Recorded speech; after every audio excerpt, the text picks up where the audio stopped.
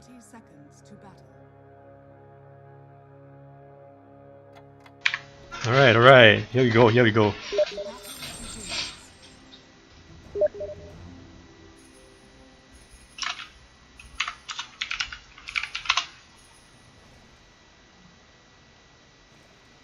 Ambelon for the champion. Yeah, I hope he wins too, Or anyone from my guild wins, it's okay as well. Okay, so normally the first thing I do when I start the game is that just buy some heroes and roll, and then buy another heroes, and then try to combine as many high level units as I can. Then after that I will take a look at the hero pool. I think the first thing you need to try to find from the hero pool is whether it's a good strat for jumping, whether the hero pool is good for jumping. So if you look at the hero pool here, it's quite hard for you to jump because you can see that there's quite a few counters here, such as Doombringer. There's Doom here. There's also Shadow Demon. There is Grimstroke as well. So just with these three heroes, it's definitely not a good game for you to jump. Yeah.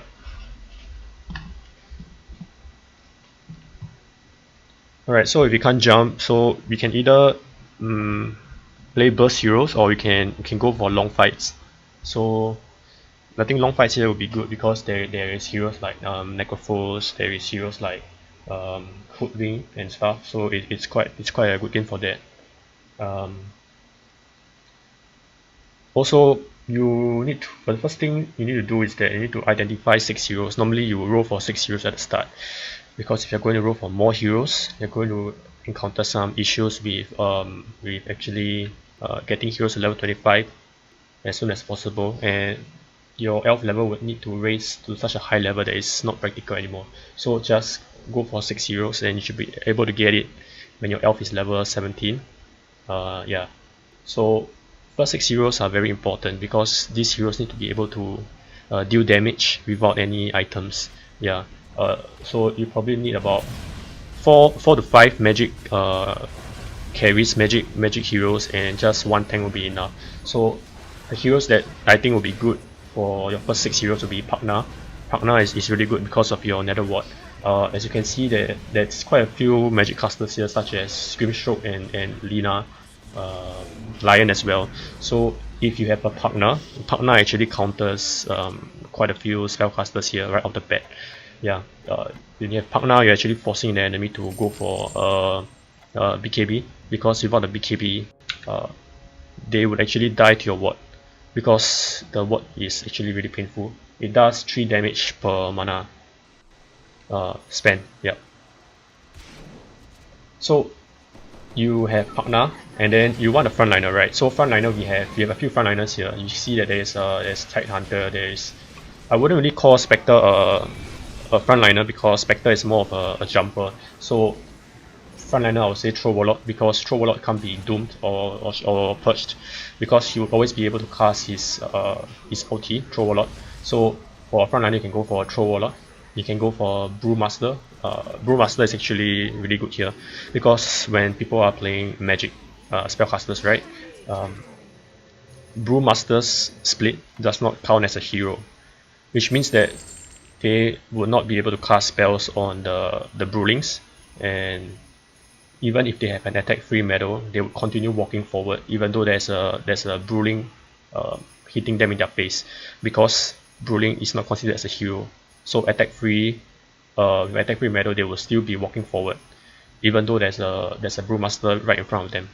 Yeah, so Brewmaster is a really good choice here. For the items, you will just go for an Aeon Disc, Aghanim, maybe a BKB, Refresher, and a Lincoln. So yeah, that's about it for Brewmaster. Yeah. So more magic heroes early. So we have maybe a Brewmaster early, Brewmaster, Pugna. We go for a Visage as well, because the Visage burst is actually really strong, and Visage actually has got a buff because of its level 20 talent, 20% cooldown reduction, and with a level 15 talent, Soul Assumption hits 2 targets.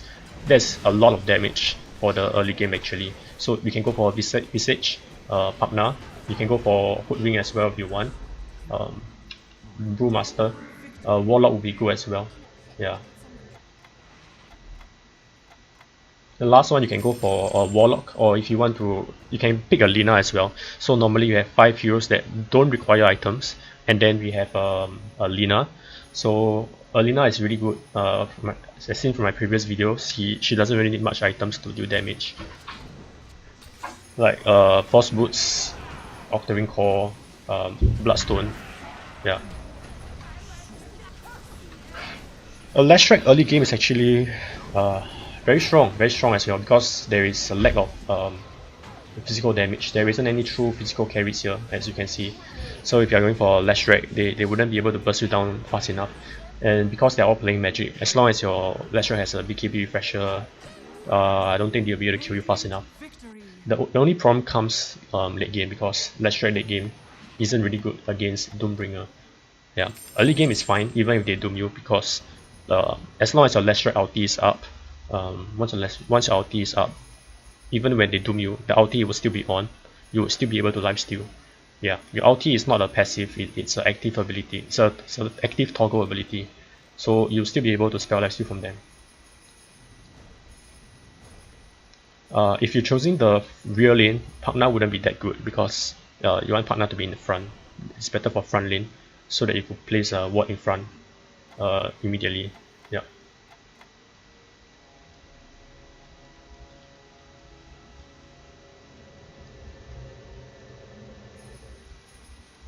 I think you can also go for a Morphling Alchemist as well. I mean, it's good as long as there's no Doom.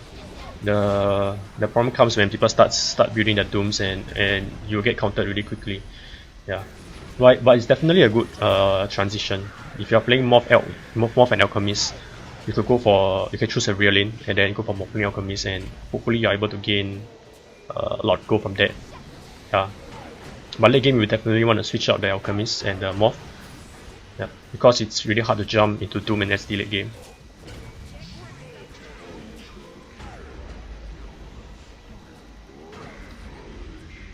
Radiant victory.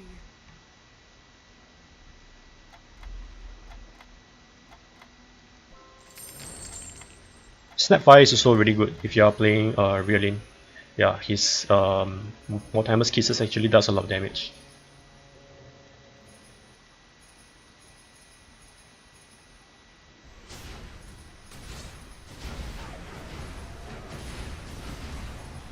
Yeah, although I mentioned that Doom is a really good hero here, but you normally wouldn't want to be building Doom as your first 6 hero, because Doom does not really have any damage. He's more of a control hero to counter the opponent's hero, but it doesn't provide raw damage straight up. Yeah, so as I mentioned, your first 6 heroes you need to have a good amount of magic damage and just 1 carry. So 1 tank, 4 magic, and 1 carry. Alright, and then I'm not sure if you guys know about this trick, but from the previous patch, you can use a Tome of Knowledge on a level 1 hero. Yes, let me repeat that. You can use a Tome of Knowledge on a level 1 hero. And what that does is that it increases the hero's level from level 1 to level 25. So heroes that are very expensive or highly contested, you don't have to roll them straight away. So for example, maybe a Doom costs 400 gold for level 1. You don't have to roll for level 25 Doom, just get a level 1 Doom, give him a Tome of Knowledge, give him a book, and he will be instantly leveled to level 25. And we can do that because not all heroes require books to level 30. Some heroes are good at level 25. So if you look at this, the round number and the Tome of upgrade drops at every 2 levels from level 23, from round 23 onwards. So you'll be getting how many books? 23, 25, 27, 29, 31, 33, 35. So you'll be getting 7 books in total. Yeah. So out of these 7 books, you decide yourself how many of those heroes are required to be level 30, and those heroes that can be kept at level 25, you could save a book and actually use a book for a level 1 hero late game. So you could save on the rolling cost as well as the hero cost as well. Yeah. So if you want to get a hero level 30 late game, just give him 2 books and he will be straight up to level 30.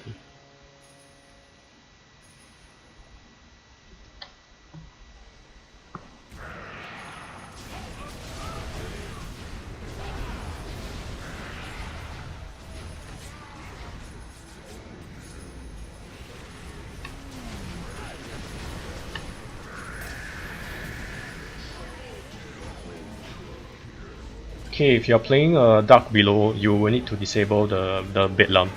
Because the Bedlam shares the same cooldown as the Terrorize, so it's not a good thing actually.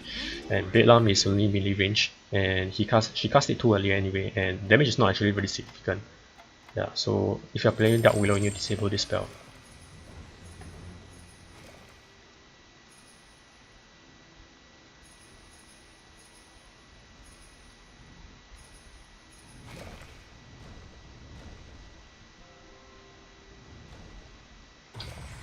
Okay, I see that there's a Doom, there's a Hoodwink, Throw, and Omni for this guy here.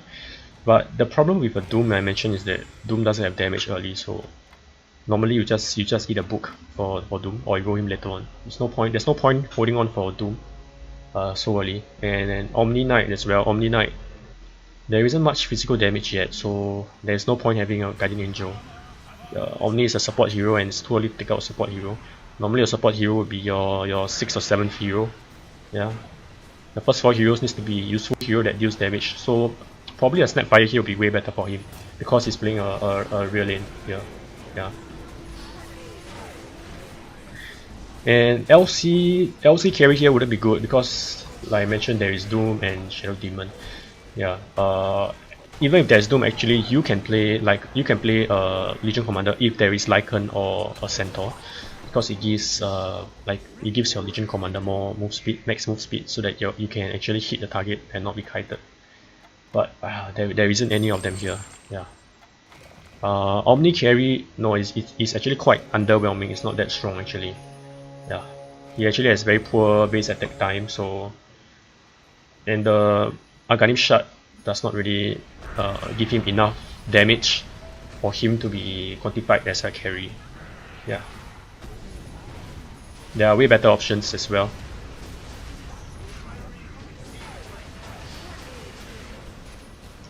One thing I would like to say is that I see a lot of people building Troll. Troll is better as a tank. It's not very wise to build Troll as a carry. Okay, I think I mentioned this many times, but I'm going to say it again. You cannot buy Assassin Medal on Troll because Assassin Medal doesn't work when Troll's ulti is up, because if you read Troll's ulti description, where is Troll?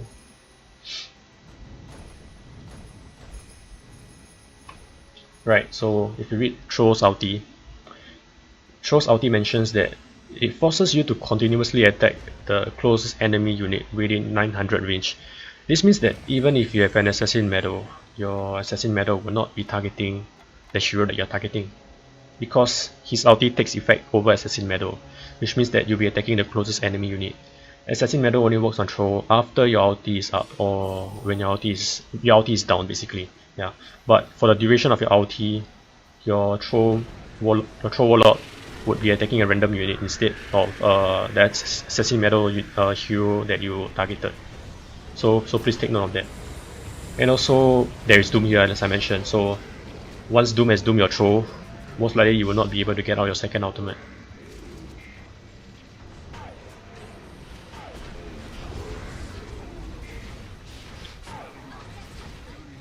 Radiant victory.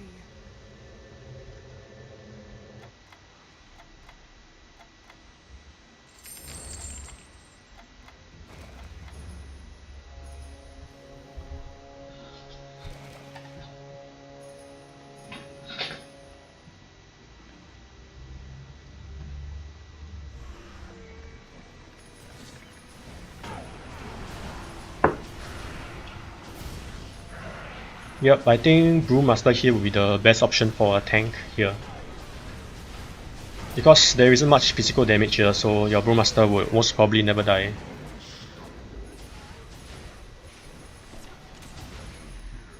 Dire victory.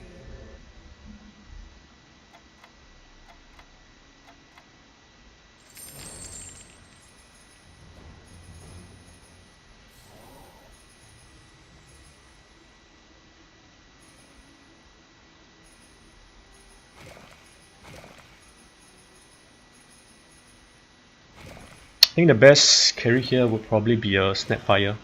Snapfire is quite underrated, but if you look at his talent, level 20 talent, Shredder uses your attack damage, and level 25 talent, Shredder 3 times multi-shot.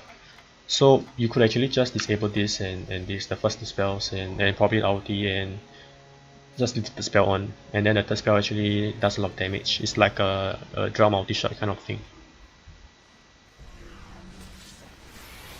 No, throw actually does insta ulti, yeah.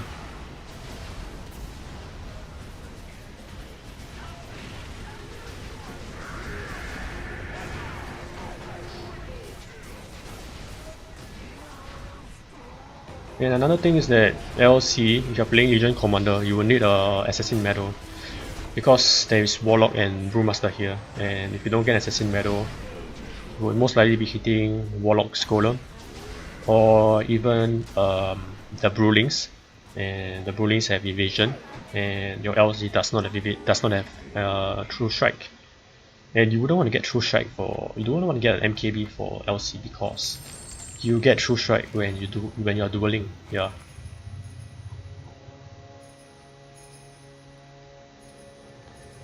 The good thing about Throw Warlock is his Aghanim Shut ability actually, because the Aghanim Shut ability gives all your allies 25% status resistance, which is really good.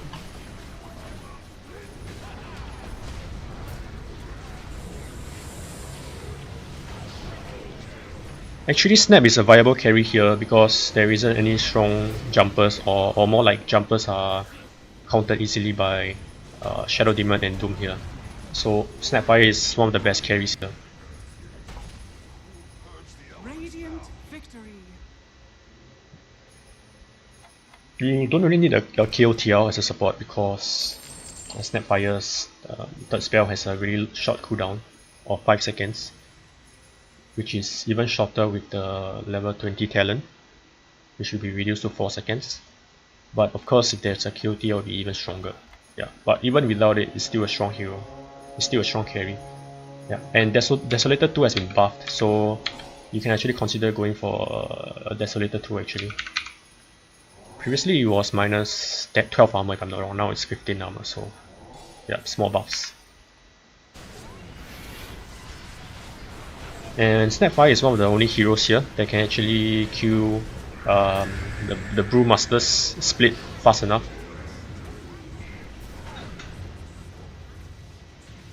Dark Willow is good for the late game, but now it's too soon, because I mentioned Dark Willow doesn't really give much damage early. Yeah, so you shouldn't have rolled for a Dark Willow so soon. Yeah, and Alchemist, I'm not sure why is there a level 25 Alchemist here. Alchemist isn't really a good carry. You only use Alchemist to feed your hero's Aghanim Scepter. And the good thing about that is that when you feed the hero's Aghanim Scepter, they gain all the stats and bonus HP and mana from the Aghanim. Yeah. So what you can do here is actually going for an Aghanim Scepter and a Refresher for your Warlock early game, because that really hurts. And then you could transition your Warlock away late game and give the Aghanim and Refresher to your Brewmaster or something. So in early game it's all about magic damage, as you can see here. Always get magic damage, and always get items that are easily transferable, such as Aghanim Scepter, BKB, Refresher, Aeon Disc, or a Bloodstone, which you can give to Lina as well. Yep, so I'm quite surprised that there's not that many Linas here. How many Linas are there here? There's one Lina here.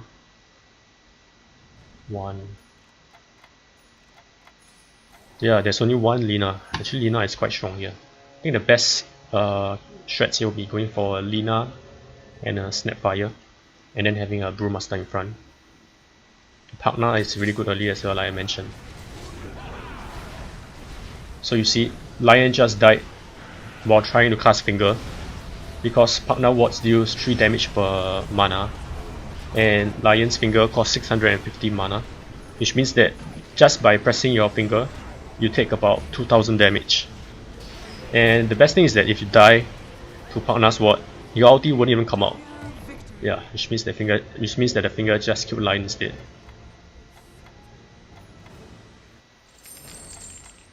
If you're playing Visage, you need to roll for your talents. This is the wrong talent.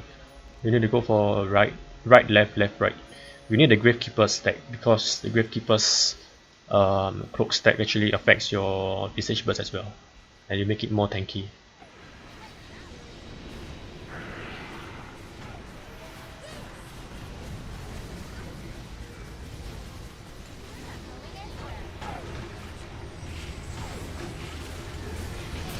Yeah, Lash is really good here for the early game actually, as you can see.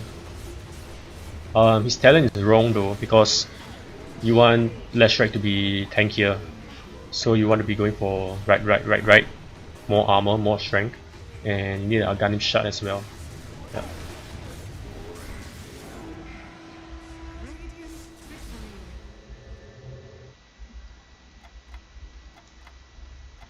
victory. Currently he's using Alchemist as a tank. That's fine for now. Yeah, Heaven's Harbor and Aeon Disc, that's good. There isn't really much heroes that can actually kill Alchemist fast at this point. However, Alchemist's tank falls off really quickly because once Snapfire is up or once Lina is up, Alchemist would actually die too quickly to the pure damage from Lina or the physical damage from Snapfire because of the minus armor.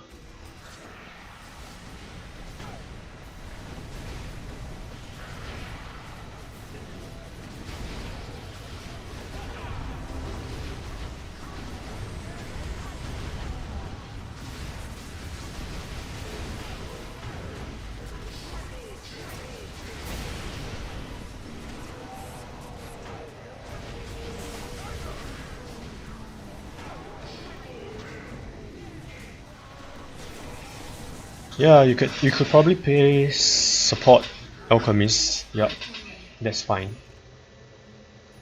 It's not the best, because all Alchemist is providing is your Gunning Shot, which is 50 attack speed and 40 HP regen, which really isn't that much. But yeah, it's possible. It's possible. Of course, there's a stun, but the range is probably not that far, and the cooldown is too long. Previously, there was a cooldown reduction for stun, but it was removed. 16 seconds is a bit too long for a stun, so it's not that reliable as well. If it's like 8 or 10 seconds, then yeah, you'll be better support.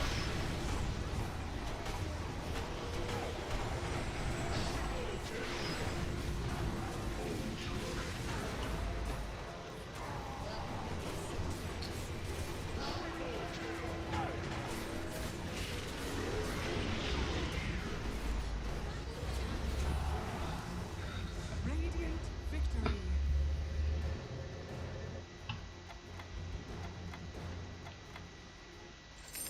Yeah, this is not the best item for Lina. I think it's probably a free item, I guess. I hope it's a free drop. Octarine Core is always better for Lina because your Laguna Blade has a very low cooldown, so you want to reduce the cooldown instead of going for a refresher, instead of going for the double shot. Yeah.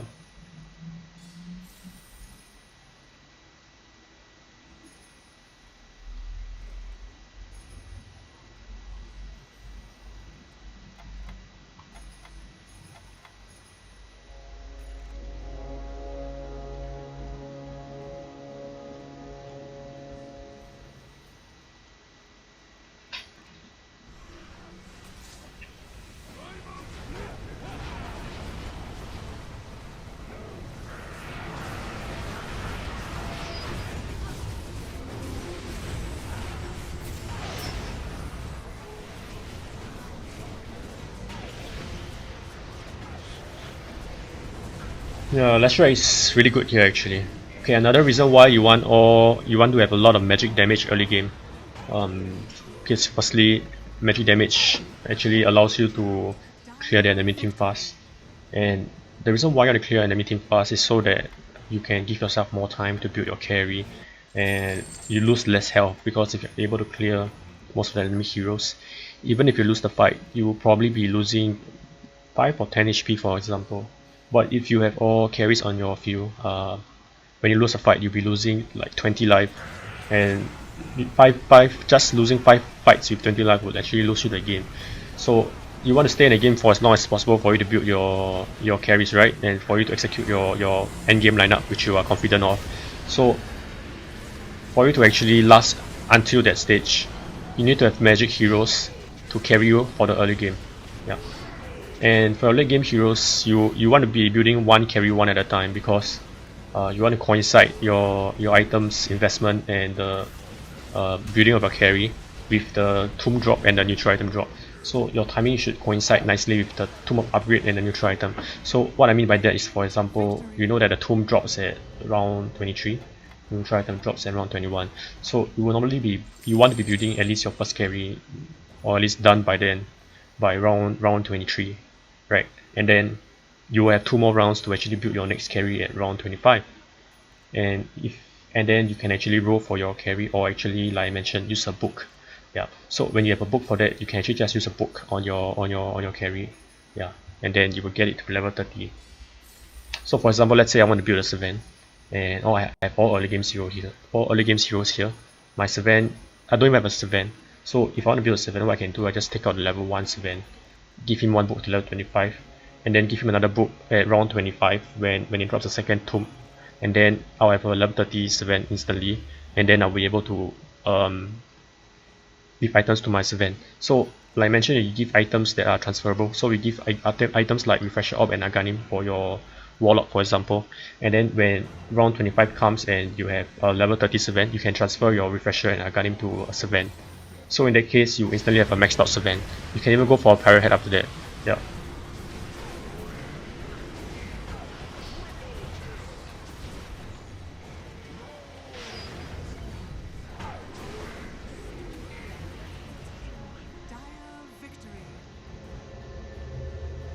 Actually, Visage does not really need items here. Like, these are all... yeah, these are all unnecessary. It'd be better if he actually gave the items to Visage. Sorry, to Snapfire. Yeah. Snapfire would be better off having a Dragon Lance and a BKB. Visage don't really need much items. Don't really need items anyway. Yeah, no point having a Satanic here. It's better to give for a Snapfire. Yeah. Not sure why I see building a Visage here, but okay. The reason why Servant is not good here is because you see that there's an Omni Knight here, and when there's an Omni Knight, generally it's not a very good time to build physical carries. Yeah. Okay, let me rephrase that. When there's Omni Knight, it's not good to build physical carries who are dependent on BKBs to deal damage, because Servant needs a magic immunity for him to actually be in the front line, right? When there's no magic immunity, like you can see here, Lion can actually stun lock the Servant, or you can actually be kited with Force Boots or Silence or Stun or anything, or even a Hex or a Abyssal Blade. But when you have BKB, that's when Servant becomes really strong. So you need your BKB to deal damage, okay? But when there's an Omni Knight, Omni Knight's ulti would clash with your Servant ulti, your Servant BKB, which means that by the time your Servant's BKB ends, by the time that Omni Knight's ulti ends, your BKB timing for your Servant is over as well. And in this case, it leaves you very vulnerable to magic damage or control heroes. Yeah, and there's a Shadow Demon here which can actually just slow you down. So even if you have a BKB, an Assassin Medal, as long as they have Aeon Beast on their heroes like Lina, Shadow Demon will actually slow you down, and they can just Force Boost all the way back. You will not be able to catch them because you are slowed by Shadow Demon. Yeah, so yes, it dispels your opponent, yes, but it doesn't dispel you, so you will still be slowed. It will dispel the Omni Knight's ulti, but if they have a BKB, you can't dispel that. Yes. And you should be going for an Aeon Disc anyway for your carry here, so that it does not get busted down. Yes, I spread items on several heroes depending on their usefulness. So you always want to give heroes just enough items for them to be useful. Yeah, you don't want to be overly investing in them so early. So for example, if I'm having Omni Knight here, I will just give Omni Knight 3 items like Aghanim BKB, Aghanim Refresher and Aeon Disc. That's all I'll give Omni Knight, because his only role is for him to ulti twice. That's all. Of course, I could give Follower Medal and Octarine Core, Holy Locket, Lincolns, but that will be a later part of the game, because you need to know how to prioritize prioritize your item for them to have the maximum effectiveness. So if you have a partner, you probably will be going for an Aeon Disc and Refresher, and then transferring the Aeon Disc and Refresher to someone else.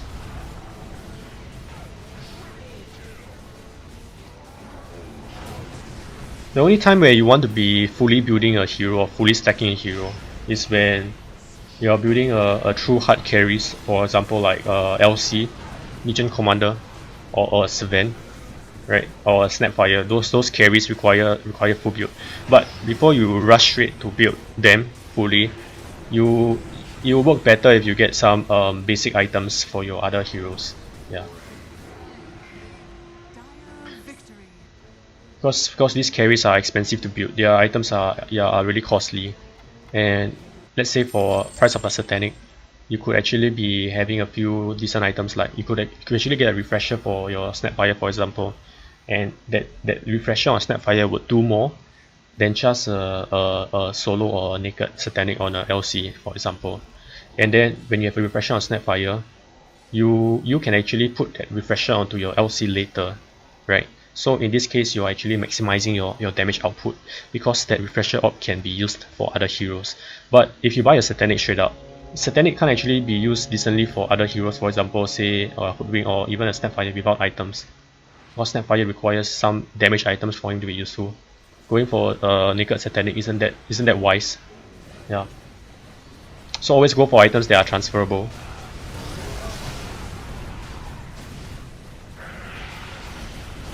Yep, so this item build is actually really decent for a Sylvan. Actually, it's really good. The only thing here is that you want an Assassin Medal maybe. Yeah.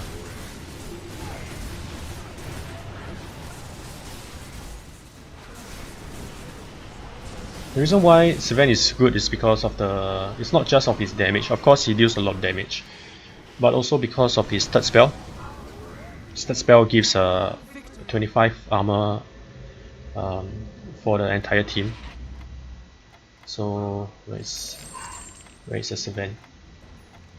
Sylvan. Yep. So it gives 25 bonus armor in an AOE. The AOE is quite huge here. So that's like 5 ACs, because an AC gives 5 armor as an aura. This gives 25 armor.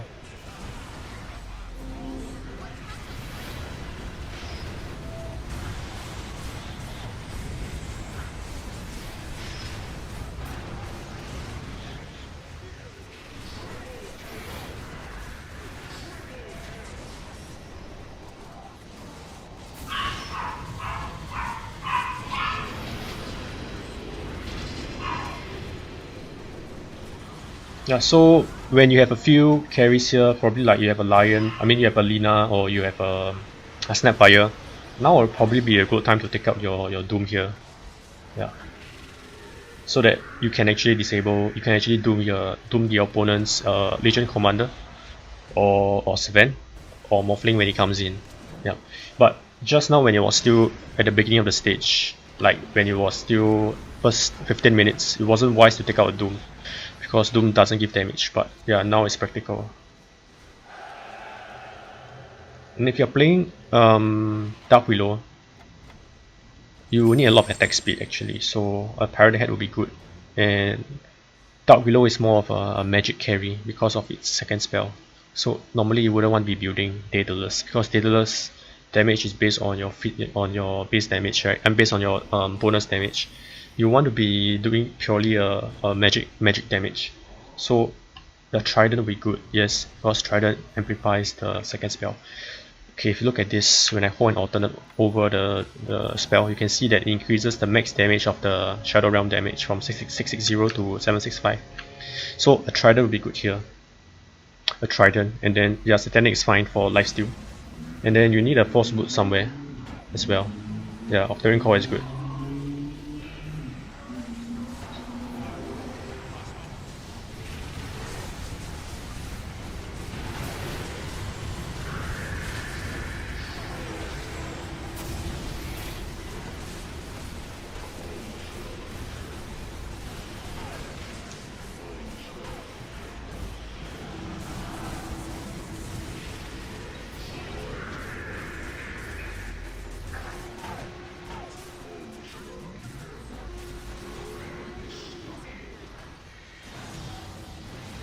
Okay, so now in this current meta, it's always really good to rush to level 21L or the food supply of 25 and get the plus 400 talent, 400 gold per round talent, because that amount of gold actually stacks up after many rounds.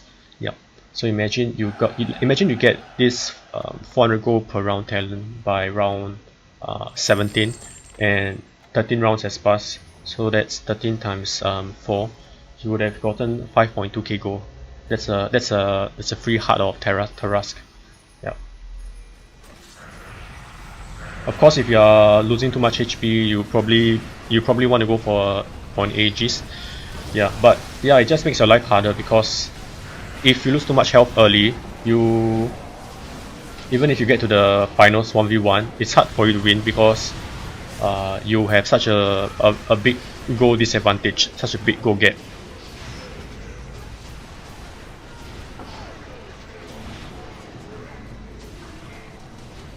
Yeah, Willow late game is really hard to kill, because he's most likely invulnerable from Shadow Realm. If you get that Octarine Core, Spell Prism.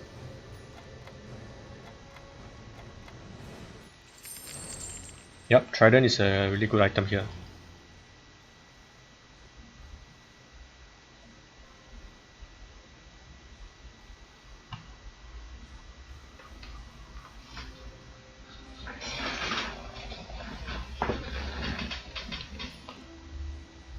Yeah, I don't really agree with this Visage carry here. Visage, it's about time when you remove your Visage from the field and replace Visage with another more useful hero. So you probably want to remove it and replace it with an Omni Knight. That'd be better. Omni Knight with a follower's medal on a Snapfire, and then you could go for, if you want to go for Hoodwink carry, that's fine. Just need to get a Lincoln so that Sylvan or LC will not be able to target you. Dark Willow is fine as well.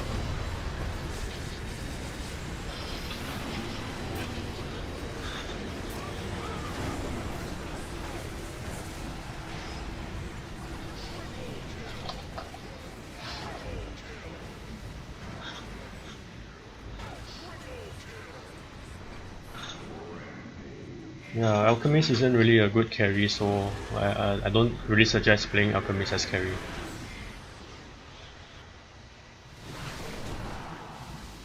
Radiant victory. Yeah, yes it does, because Hoodwink's first spell actually applies debuffs as well, so you could have Skadi, Desolator, Mage Slayer. Yeah.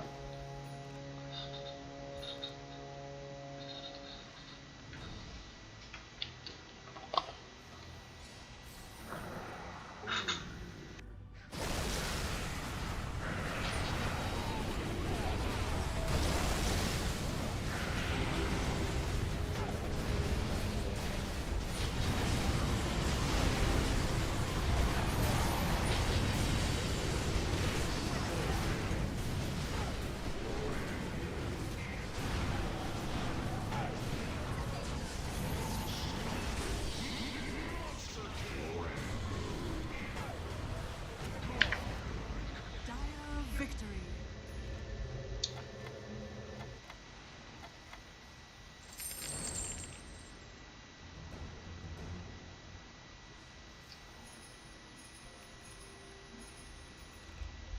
He should be going for an, oh yeah, he's gonna guard him. Okay, that's good.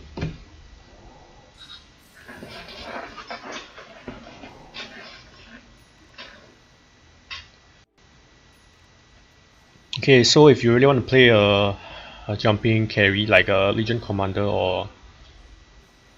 or Servant here, it's fine. The one thing you need to do is that you need to have a jumper to actually bait out Doom, such as Throw Warlord. Yeah.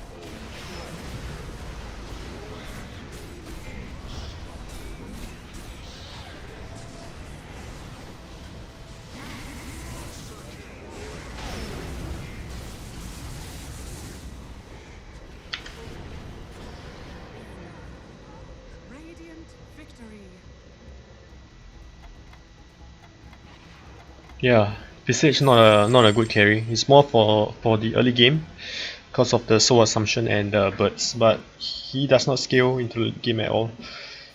So it's not a good choice to be playing Visage after a certain amount of time, after a certain period.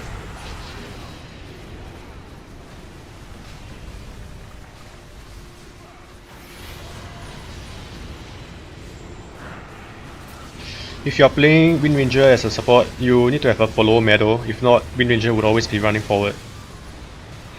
And you need to disable your ulti. Get a Aghanim shot as well, because the Aghanim shot actually lowers your cooldown for your second spell and increases the damage output by a lot. Yeah.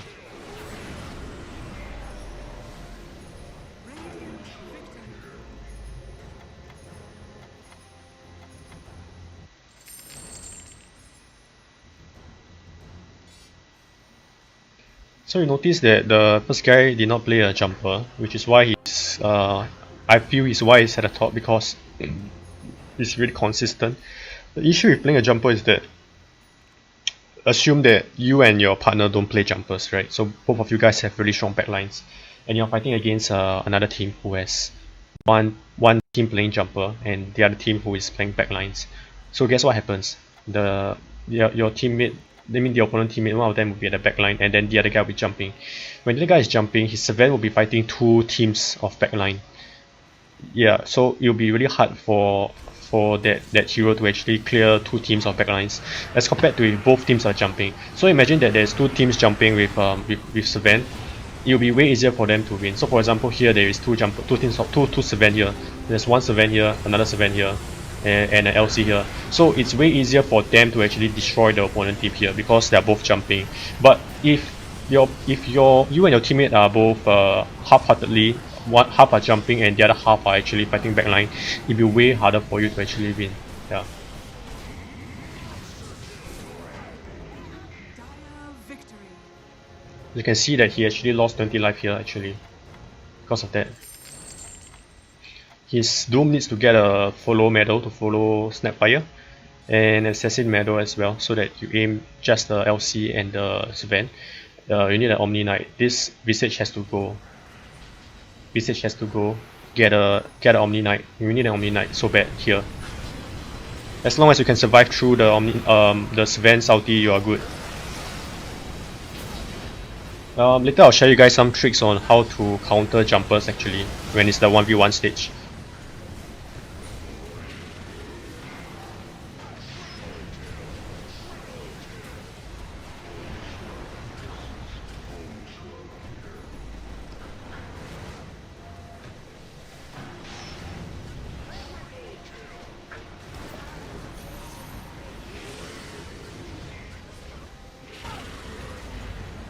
Yeah, so if both of you are playing backlines or both of you are playing jumpers, there's a higher chance for you guys to win.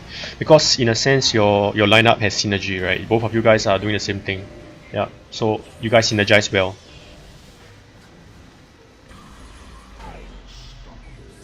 The worst thing that can happen is that assume that you chose Violin, your teammate chose Violin as well. But because you have high HP, you're in the front and then you're jumping in front. And then your teammate who is playing Violin, he has his heroes delayed at the back. And then by the time his heroes actually reach the battlefield, your heroes are already dead because he delayed his heroes. So that's the worst kind of situation that can happen actually. If you guys want to jump, you should all go in together at the same time. But it's really hard to coordinate when you are teaming with random teammates every round. That's why it's safer, I feel, to go for back lane heroes. Of course, jumpers are way stronger if you're able to execute them properly. High risk, high reward, right? So normally jumpers would actually do really well during the 1v1 stage, but the problem is getting to the 1v1 stage because in the 2v2s you're actually very reliant on your teammate as well. Yeah. And having a back fight as a jumper lineup could actually cost you the game. Yeah.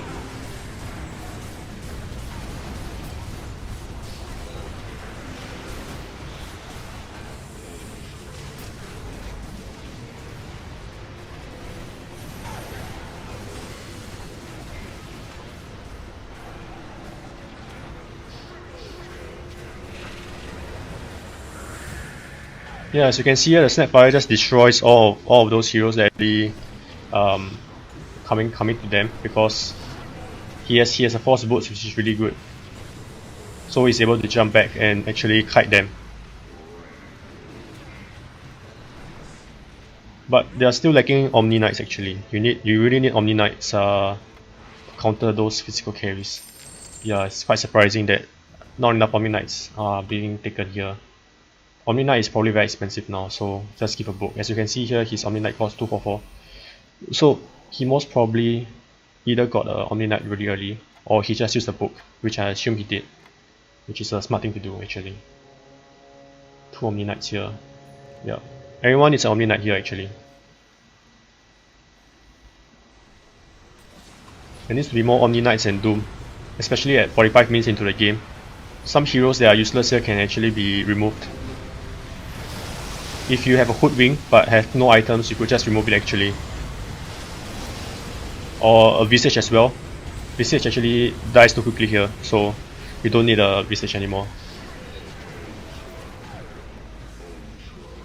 Now it's about time for you to think about what is your endgame lineup. What's the best endgame lineup? Are you going to jump, or are you going to play backline? If you're playing backline, do you have enough protection? How are you going to support your carry and prevent your carry from dying? So if you're going to support your carry, you can probably go for Omni Knight, Grimstroke, or Shadow Demon, or all three as well. If you're going to jump, how are you going to protect your jumpers? You need an Omni Knight as well. You need a Throw Warlock maybe to actually bait out some spells as well. Spirit Breaker will be a really good jumper as well because of his status resistance. So Spirit Breaker, is there any guy with Spirit Breaker? Spirit Breaker is very good as a jumper and as a support to defend yourself against jumper. If you're defending yourself against jumpers, you can go for an attack free Spirit Breaker, or you can just put a teleporter on your Spirit Breaker as well and just Assassin Medal the Sven. That's a really good way to stop him.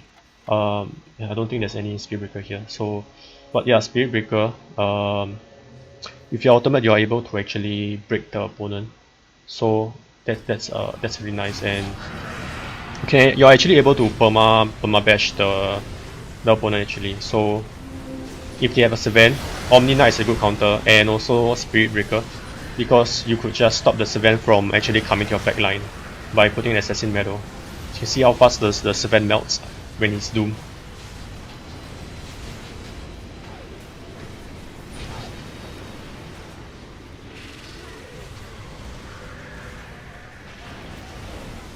So as you can see, they are fighting against two backline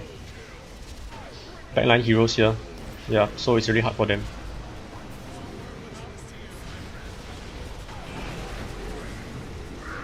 Pagna is not a good hero late game as well. Do not try to build Pagna. Just switch him out as well. He's only good for the early game for his ward. But once people starts getting BKB, or once their hero starts getting tankier, there is literally no point in having a Pagna anymore. So it's time to get rid of Pagna and change it for something else. If you're playing backline heroes, you could go for like Grimstroke, Shadow Demon, Doom, Snapfire, Lina, Dark Willow, Omni Knight, and then your frontline could be a Throw Warlock, a Brewmaster. Yeah, you could even go for an Oracle as well, and a Spirit Breaker will be good as well to stop the opponent's jumper. Put an Assassin Medal with on a Spirit Breaker, and depending on who you're fighting, just aim their Sven, or basically aim their carry. Do not aim their support with Spirit Breaker, because the point of Spirit Breaker is to actually perma bash them. So you want to be perma bashing their damage, their carry.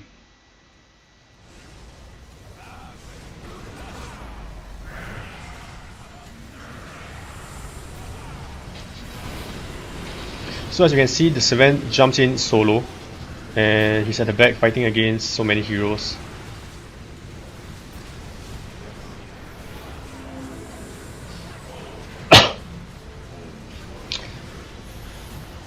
But it's fine because his team is also jumping. That's why it's good.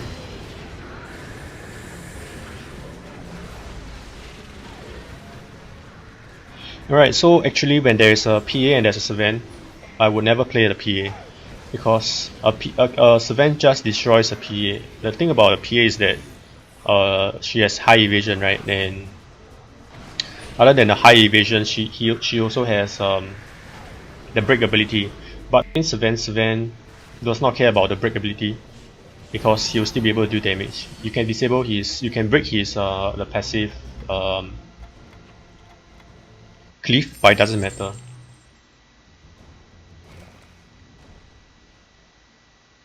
And once Savant has an MKB and he has an Imclaw, he could probably 1 or 2 shot your PA. Yeah. And PA is just too squishy to be playable here.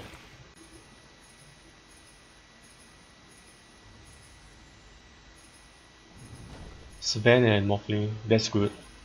You need to build your Omni Knight, bro. Beyond this, Aghanim Refresher. You don't need Aghanim on Footwing for now. You need Aghanim on Omni Knight. Yeah, and this could be broken actually for Aghanim parts. He has Doom and Morph, okay, that's good.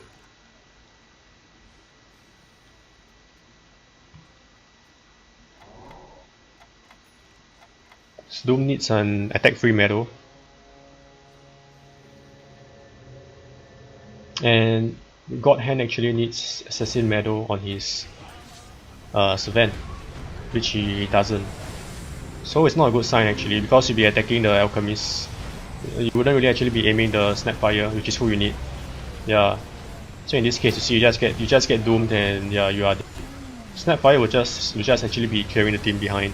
You need to delay your Savant. So as I mentioned, I will share the way. I was going to share a way for you to counter jumpers. One way to counter jumpers is you teleport your carries to the back, right? You teleport your carries to the back. Your Omni Knight you teleport your Omni Knight to the back as well. So you have your jumper like a True Warlord, Tidehunter or Spectre, it doesn't matter.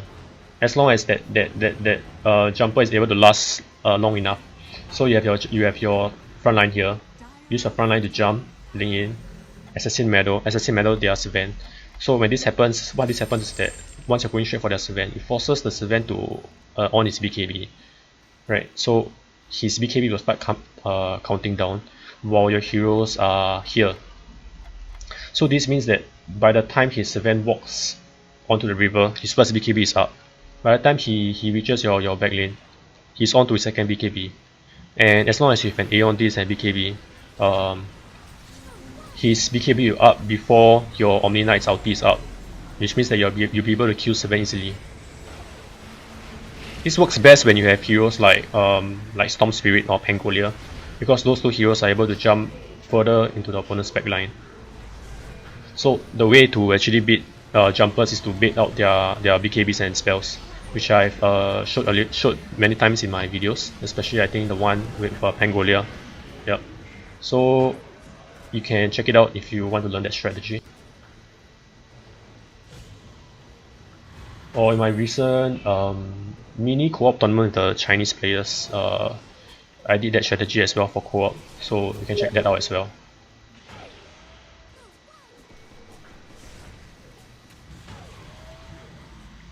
Radiant victory.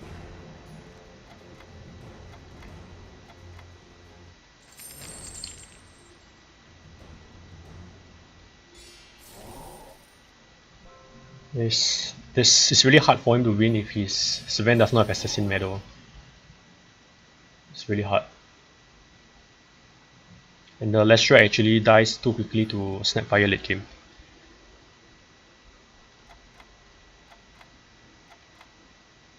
Yeah, this is a really good thing to do, to have an Assassin medal on your Doom as well.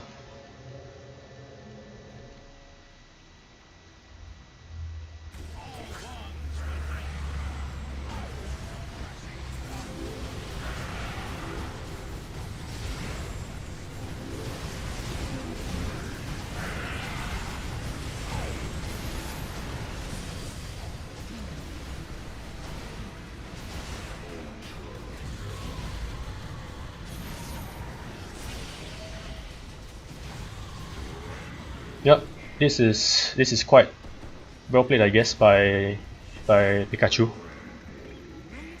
The only thing that I don't agree with is the Doombringer. The Alchemist. Alchemist isn't really a really good carry. But yeah, I mean it's working, so it's fine.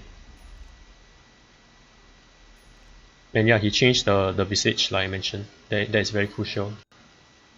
Partner could actually be changed as well to something else, to Shadow Demon, Grimstroke. Grimstroke would be very good because your opponent has a lot of jumpers, and when you link the throw, when another jumper comes in, throw will be linked to the other jumper, so they will not be able to reach your backline. Yeah, delay is good. If you're playing carry, you could actually even go for a teleporter here as well. Let's Strike and Servant. You need an Assassin Medal for Servant. Without Assassin Medal, there's no way for Servant to win.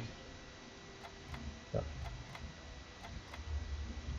And this guy actually has 4 Dooms because Morphling copies Doom's ulti, so 2 Dooms here and 1 Doom here and 2 Dooms here, so that's 4 Dooms in total. So as you can see, he put Assassin Medal on throw, but like I mentioned, there's no point because while your ulti is up, Assassin Medal won't work. You'll be attacking random units instead. Yeah, it's attacking Snapfire here because it just so happens that Snapfire is the closest unit to throw. That's why it's attacking Snapfire.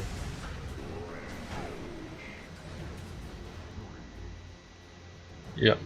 Alright, so they are pausing the game so that we can actually view the entire game. So thanks guys for pausing.